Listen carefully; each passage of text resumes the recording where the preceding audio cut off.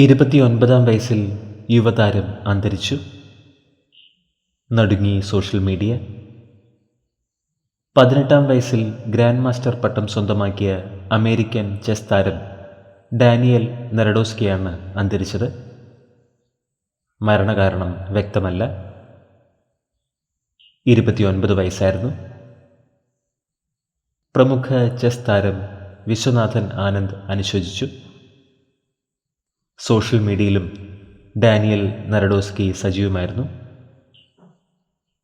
അപ്രതീക്ഷിത വേർപാട് വലിയ നടുക്കമാണ് സൃഷ്ടിച്ചിരിക്കുന്നത്. പ്രണാമം അർപ്പിച്ച് നിരവധി പേരാണ് സമൂഹ മാധ്യമങ്ങളിൽ എത്തുന്നത്.